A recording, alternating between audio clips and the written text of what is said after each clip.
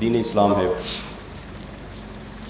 اور اس دین کو اگر ہم دیکھیں تو یہ قربانیاں مانگتا ہے ہر حوالے سے، کسی بھی حوالے سے آپ اٹھا کر دیکھ لیں، تاریخ اس چیز کی گواہ ہے کہ یہ دین ہم تک پہنچا ہے، اس کے پیچھے بہت ساری قربانیاں ہیں۔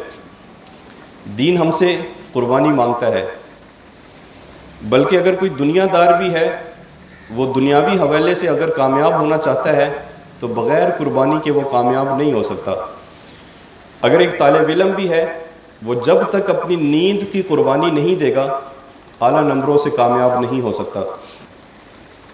وقت کی قربانی دے گا، محنت کرے گا، مشقت کرے گا، رات کی نیندوں کی قربانی دے گا، پھر جا کر وہ اعلیٰ پوزیشن حاصل کر سکتا ہے، اعلیٰ نمبروں سے کامیاب ہو سکتا ہے۔ اگر وہ قربانی نہیں دے گا وہ کامیاب نہیں ہو سکتا کسی بھی حوالے سے۔ اسی طرح جس طرح دنیا کے لیے کامیابی چاہتے ہوئے قربانی کی ضرورت پڑتی ہے، اسی طرح آخرت کی قربانی کے لیے بھی، آخرت کی کامیابی کے لیے بھی قربانی کی ضرورت پڑتی ہے۔ بغیر قربانیوں کے کوئی کامیابی نہیں ملتی۔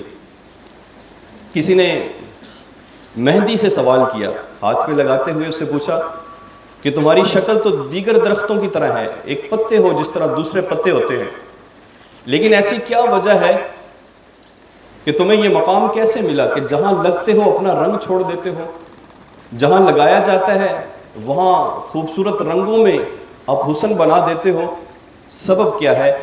تو مہندی نے کہا کہ میں تو ایک درخت تھی، ایک عام پتوں کی طرح تھی، لیکن میں نے بہت ساری قربانیاں دی ہے اس رنگ کو لوگوں تک منتقل کرنے کے لیے۔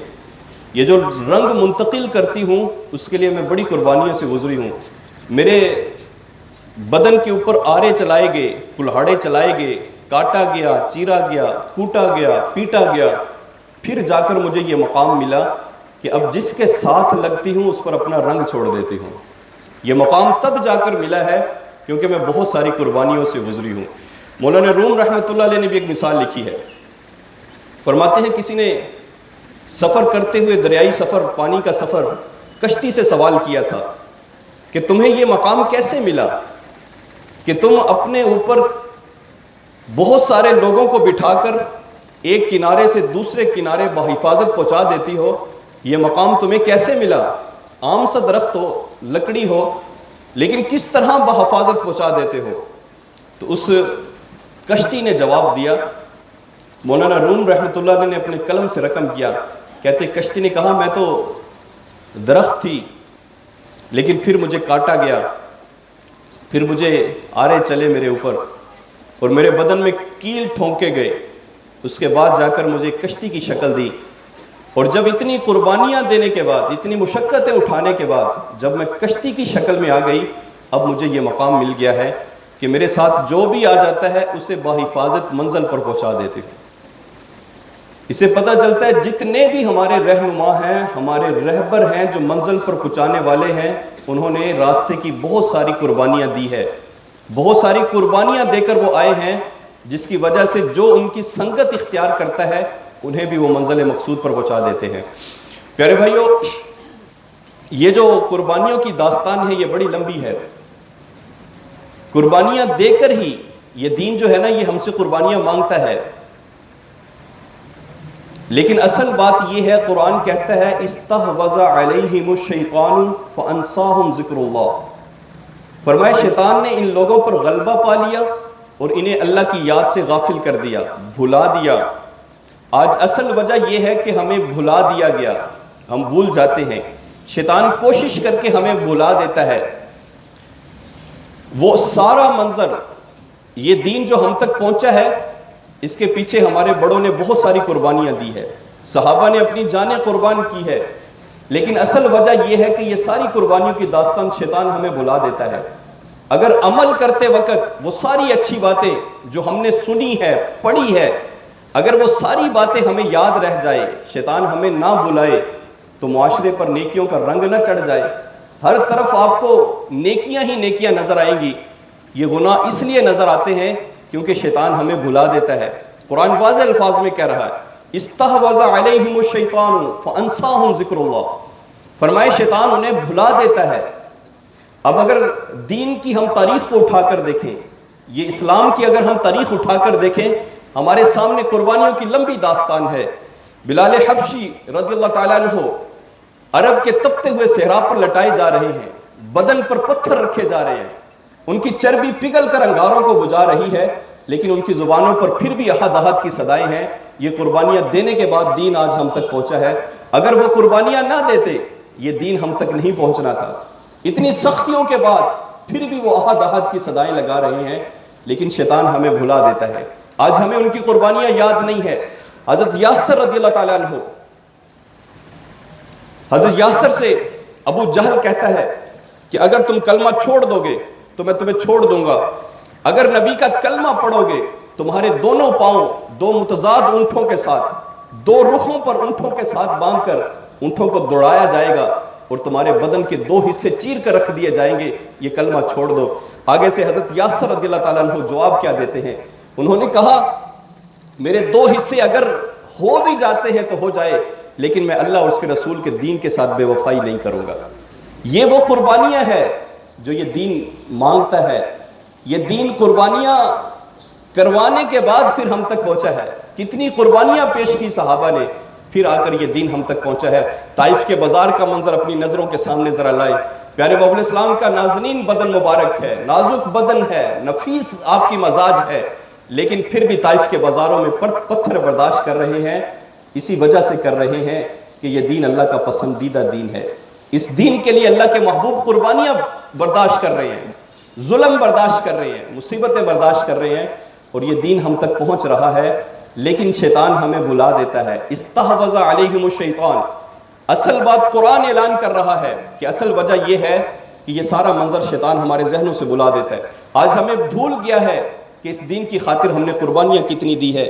آج کتنی قربانیوں کے بعد یہ دین ہم تک پہنچا ہے۔ ذرا یہ منظر دیکھو تو صحیح، کتنی قربانیوں کے بعد یہ دین، لیکن دنیا کی عیش اور عشرت کے اندر ہم بھول گئے ہیں۔ ہمیں خبر تک نہیں کہ احد کے میدان کے اندر پیارے محمود علیہ السلام کے سامنے ان کے پیارے چچا کا بدن مبارک کٹا پھٹا ہوا پڑا ہے۔ ہم وہ احد کا میدان بھول گئے ہیں کہ حضور علیہ السلام کے چہرے مبارک پر زخم آئے ہیں۔ وہ سارا منظر شیطان ہمارے ذہنوں سے بھلا دیتا ہے۔ آج اگر وہ قربانیاں ہماری ذہنوں میں ہو تو پھر ہمیں پتہ چلے کہ یہ دین جو ہم تک پہنچا ہے یہ کتنی قربانیوں کے بعد پہنچا ہے۔ پھر ہماری مجال نہیں ہوگی اس دین کے ساتھ بے وفائی کرنے کی۔ پھر کوئی بندہ یہ نہیں کہے گا کہ تمام ادیان برابر ہے، کیونکہ ان صحابہ نے اعلان کیا تھا اپنی جانیں دینے کے بعد کہ تمام ادیان جھوٹے ہیں، اگر کوئی سچا دین ہے تو اللہ اور اس کے رسول کا دین سچا ہے۔ یہ دین کے اوپر قربانیاں پیش کی تھی۔ ذرا منظر تو دیکھو، بلال حبشی اگر قربانی دے رہے ہیں، عرب کے تپتے ہوئے صحرا میں لٹایا جا رہا ہے، بدن پہ پتھر رکھے جا رہے ہیں، انہیں انگاروں پہ لٹایا جا رہا ہے، ان کی چربی پگھل کر آگ کو بجھا رہی ہے، اور امیہ بن خلف ان پر ظلم ڈالا ہے، وہ ظلم برداشت کر رہے ہیں۔ اگر ان سے پوچھا جائے کہ بلال یہ ظلم کیوں برداشت کر رہے ہو، وہ کہیں گے میں نے سارے جھوٹے دینوں کو چھوڑ کر دین اسلام سے محبت کی ہے، اس لیے میرے اوپر یہ ظلم کیے جا رہے ہیں۔ آج اگر کوئی کہے کہ یہ سارے دین برابر ہیں، ذرا پوچھو تو صحیح صحابہ سے، انہوں نے کتنی بڑی بڑی قربانیاں دی ہے، لیکن شیطان نے ہمیں سب کچھ بھلا دیا۔ آج کا ایک نشئی کھڑا ہو کر کہتا ہے تمام ادیان برابر ہے، اس وقت ہمارے ذہنوں میں صحابہ کی قربانیاں نہیں ہوتی، شیطان بلانے والا ہے۔ شیطان نے ہمارے ذہنوں سے ساری قربانیوں کو بلا دیا کہ صحابہ نے کتنی قربانیاں دی ہے۔ سیدنا صدیق اکبر رضی اللہ عنہ، اعلان ہوتا ہے کہ دین کو بال کی ضرورت ہے، اپنے گھر کا سارا کچھ، یہاں تک کہ جھاڑو دے کر، دیواروں پر ہاتھ پھیر کر، گھر سے سوئی تک کا مال بھی اٹھا کر حضور کے قدموں میں لے آتے ہیں۔ پوچھا جائے ابو بکر یہ قربانیاں کیوں دے رہے ہو، تو زبان حال سے کہتے ہیں سیدنا صدیق اکبر، کہتے ہیں مجھے دین اسلام سے پیار ہے، محبت ہے، یہ دین وہ ہے جو میرے اللہ نے پسند کیا ہے۔ ان الدین عند اللہ الاسلام۔ پیارے بھائیوں، یہ قربانیوں کے بعد دین ہم تک پہنچا ہے، لیکن شیطان نے ہمیں بھلا دیا۔ عمر بن خطاب اپنے گھر کا آدھا مال لے کر حضور کی بارگاہ میں حاضر ہے اور اعلان کر رہے ہیں کہ یہ دین سچا ہے، سارے دینوں کو جھٹلا کر ہم نے اسے قبول کیا ہے، گھر کا آدھا مال قربان ہوتا ہے تو وہ ہم قبول ہے، لیکن اس دین کے ساتھ بے وفائی نہیں کریں گے۔ صہیب رومی کی ذرا آپ تاریخ اٹھا کر دیکھیں۔ صہیب رومی آقا علیہ السلام ہجرت کر کے مدینہ شریف آ گئے ہیں۔ مکہ کے لوگ، کچھ صحابہ حضور کے ساتھ ہجرت کر لی ہے، ان کے گھر مکہ میں، مال مکہ میں، جائیداد مکہ میں، مکان مکہ میں، لیکن دین کی خاطر سب کچھ قربان کیا۔ हुजूर के साथ हिजरत करके मदीना मुनव्वरा पहुंच गए हैं। सुहेब रूमी पीछे रह गए, मक्का शरीफ के अंदर है। अब दिल नहीं लगता, हुजूर को देखे बगैर चैन नहीं आता, दिल करार नहीं पकड़ता, दिल मांगता है कहीं से हुजूर का दीदार हो जाए, दिल चाहता है ये जो प्यास है दीदार की ये कहीं से बुझ जाए, कहीं से हुजूर अलैहि सलाम का मुखड़ा वद्दुहा नजर आ जाए। तड़प रहे हैं, सामान बांधा, रखते सफर इकट्ठा किया, सवारी के ऊपर सारा सामान लाद लिया और तैयारी ये है कि जाकर मदीना मुनव्वरा हुजूर का मुखड़ा देखना है, जाकर हुजूर की ज़ियारत करनी है, हुजूर की सोबत के अंदर जाकर दिन गुजारने हैं। अब मक्का के अंदर गलियां खाने को दौड़ती हैं, हुजूर नजर नहीं आते, महबूब नजरों से ओझल है। इरादा है जाकर मदीना मुनव्वरा हुजूर की ज़ियारत करनी है, रखते सफर बांध लिया। जाने की तैयारी थी कि अबू जहल आ गया। अबू जहल ने कहा, सुहेब कहाँ जाने का इरादा है? कहा, हुजूर के पास जाना है, महबूब का दीदार करना है, हुजूर की बारगाह में जाना है, चौखटे नबूवत को चूम कर आंखों से लगाना है, हुजूर का दीदार करना है। अबू जहल आगे से कहता है, कहा, सुहेब इस तरह नहीं जाने दूंगा, हुजूर के पास जाना है, दो शर्तों में से एक शर्त माननी पड़ेगी, या तो तुम्हें सामान रखना पड़ेगा, माल रखना पड़ेगा, या अपना महबूब रखना पड़ेगा। इस सामान के साथ मदीना नहीं जाने दूंगा, या तो सामान रखो या हुजूर को रखो। तारीख गवाह है, सुहेब रूमी रज़ियल्लाहु ताला अन्हु ने भरे हुए ऊंट के साथ सामान की लगाम महार अबू जहल के हाथ में देते हुए कहा था, कहा, ऐसे सामान की मुझे जरूरत नहीं है जो मुझे महबूब से दूर कर दे। फरमाया, ऐसे माल की मुझे क्या जरूरत है जो मुझे महबूब से दूर फरमा दे। कहा, ये माल मुझे चाहिए नहीं। फिर तारीख लिखती है कि वो दीवाना खाली हाथ मदीना शरीफ की तरफ जा रहा है, सामान से भरा हुआ ऊंट, दीन की खातिर, अल्लाह की खातिर, अल्लाह के महबूब की खातिर अपना सब कुछ कुर्बान करते हुए, कुर्बानियां देने के बाद वो दीवाना खाली हाथ हुजूर की बारगाह में जा रहा है। और जब मदीना शरीफ पहुंचे, प्यारे महबूब इस्लाम सहाबा के जुर्मट के अंदर तशरीफ फरमा है, सहाबा के साथ हुजूर इस्लाम तशरीफ फरमा है। प्यारे महबूब इस्लाम ने इरशाद फरमाया, कहा, सहाबा मेरा वो दीवाना आ रहा है जो मेरी खातिर अपना सब कुछ कुर्बान करके आ रहा है, चलो जाकर उसका इस्तकबाल करते हैं। हुजूर इस्लाम बाहर तशरीफ लाए। बाहर आने के बाद प्यारे महबूब इस्लाम ने देखा सुहेब रूमी आ रहा है।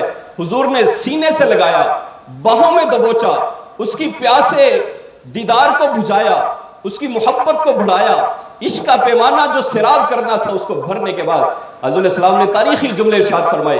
हुजूर इस्लाम ने इरशाद फरमाया, कहा, सुहेब तुमने नुकसान का सौदा नहीं किया, ये अल्लाह का महबूब तुझे गारंटी दे रहा है कि तूने जो माल कुर्बान किया है, तेरी इस कुर्बानी के ऊपर तुझसे अल्लाह भी राजी है, अल्लाह का महबूब भी तुझसे राजी है। ये कुर्बानियां थी जो साहबा। असल वजह यह है, फरमाया, इस्तहवज़ अलैहिमुश शैतान फअंसाहुम ज़िक्रुल्लाह। शैतान हमें भुला देता है। हमने जितनी भी कुर्बानियां इस दीन के लिए सहाबा ने दी है, वो सारी कुर्बानियां हमारे जहनों से शैतान बुला देता है। उस वक़्त जब सुहेब रूमी का सामना अबू जहल से हुआ था, अबू जहल ने कहा था, एक चीज़ रखो, सामान रखो या अल्लाह के महबूब को रखो। तो अबू जहल के सामने सुहेब रूमी ने भरे हुए सामान के साथ उस ऊंट की महार अबू जहल के हाथ में देकर कहा था, कहा, सामान तुम रखो, मुझे अल्लाह और उसके महबूब और अल्लाह के दीन से प्यार है, मुझे सामान से प्यार नहीं है, मुझे इस दीन इस्लाम से मोहब्बत है।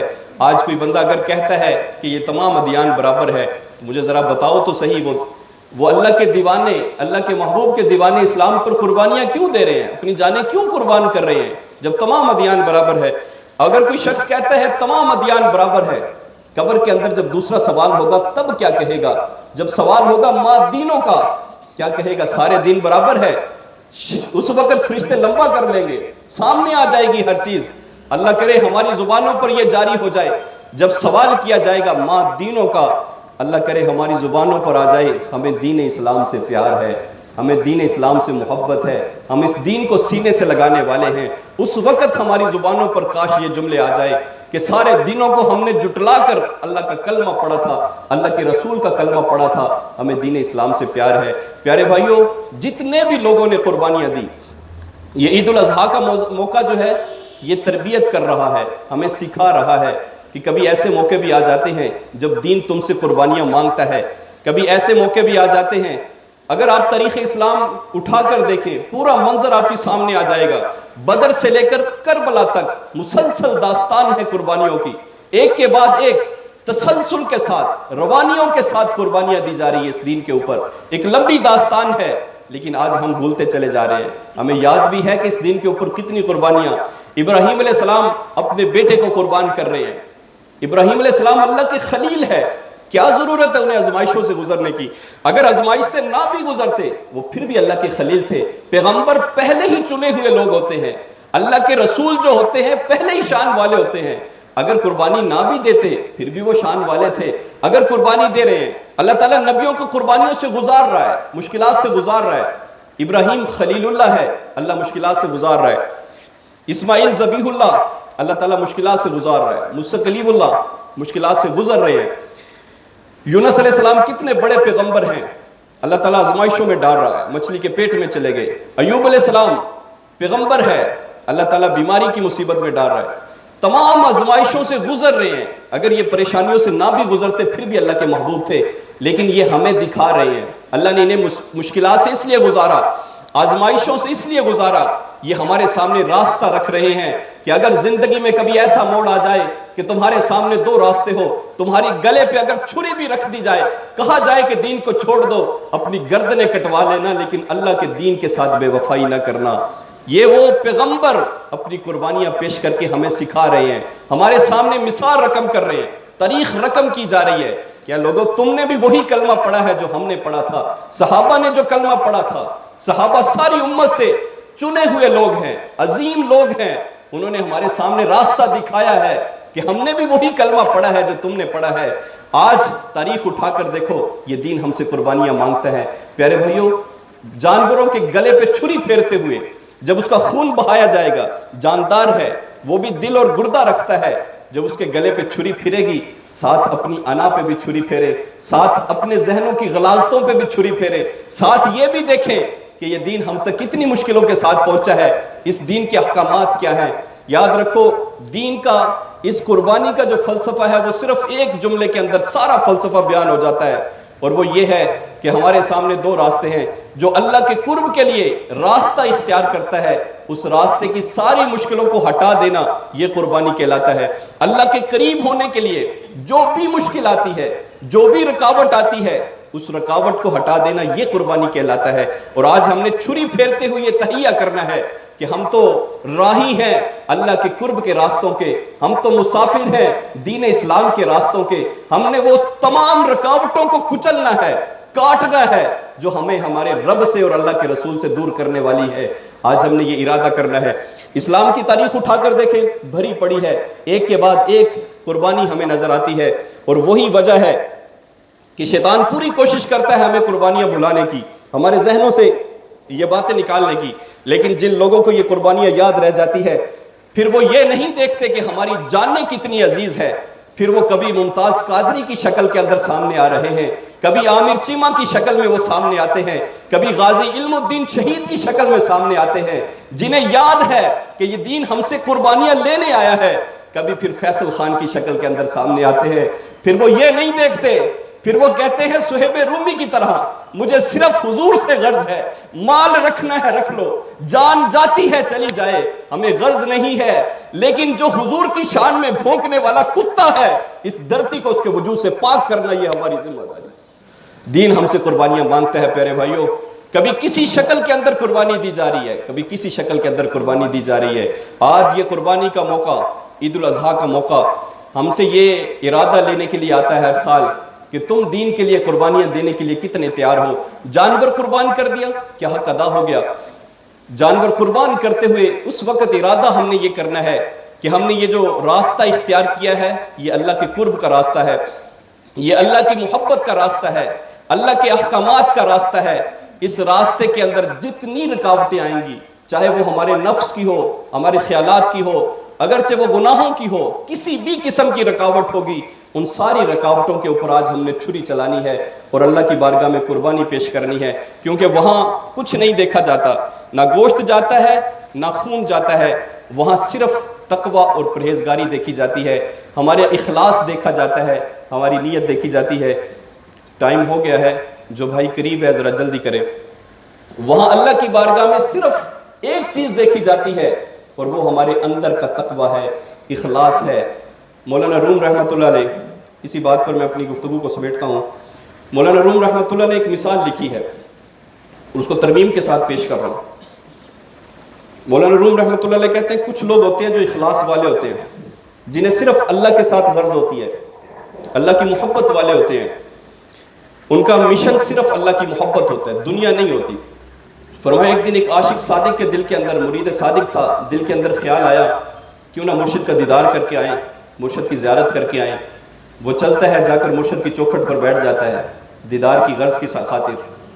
لیکن اس وقت پہنچا کہ جب مرشد کے زندگی کے آخری لمحات تھے، اور مرشد جو تھے وہ گوشہ نشین ہو چکے تھے. بہت سے آپ اسلام کی تاریخ اٹھا کر دیکھیں، آپ کو ایسے بزرگان دین ملیں گے جو اپنی موت سے قبل گوشہ نشین ہو جاتے ہیں، دنیا سے کنارہ کر کے اللہ کی بارگاہ میں حاضر ہو جاتے ہیں، اللہ کے ساتھ لو لگا لیتے ہیں. ملتان کی ایک مشہور ہستی ہے حضرت شاہ رکن عالم رحمۃ اللہ علیہ، حضرت بہاؤالدین ذکر رحمۃ اللہ علیہ کے ساتھ ان کا مزار ہے. ان کی آپ تاریخ پڑھیں، اپنی موت سے 3 مہینے قبل وہ گوشہ نشین ہو گئے تھے. انہوں نے مریدوں سے اجازت چاہی، کہا میں تمہیں اللہ کے سپرد کرتا ہوں، تم مجھے اللہ کے سپرد کرو، اب ہماری ملاقات قیامت والے دن ہوگی، جاؤ چلے جاؤ. ملاقات ختم کر دی انہوں نے، گوشہ نشین ہو گئے. اس طرح تاریخ اسلام کے اندر بہت سے لوگ ہیں، بزرگ ہیں جو گوشہ نشین ہو جاتے. مرید صادق جو تھا وہ مرشد کی بارگاہ میں حاضر ہے، دیدار کی طلب لے کر. مرشد گوشہ نشین ہے، پیغام بھجوایا کہ فلاں دیہاتی آیا ہے، سچی طلب لے کر دیدار کرنا چاہتا ہے. مرشد نے آزمانا چاہا، کہا اس کی اچھی طرح خاطر تواضع کرو. بڑے بھرے ہوئے کھانے کے تھال اس کے سامنے رکھے، حلوہ رکھا، گوشت رکھا، طرح طرح کے کھانے اس کے سامنے. کہا یہ کھاؤ. مرشد ملاقات سے منع کر رہے ہیں، انہوں نے پابندی لگا دی ہے، ملاقات نہیں کریں گے. وہ جو مرید صادق تھا اس نے کھانوں کو دیکھا اور دیکھنے کے بعد تڑپ کر کہا میں اتنی دور سے کھانا کھانے نہیں آیا، میں تو مرشد کا دیدار کرنے آیا ہوں. دل میں جو تڑپ ہے وہ تڑپ پوری کرنے آیا ہوں، کھانے اتنے دور نہیں آیا. مجھے مرشد کا دیدار چاہیے، واپس لے جاؤ. کھانے واپس کر دیے. دوسرے دن یہی ہوا، تیسرے دن یہی ہوتا ہے.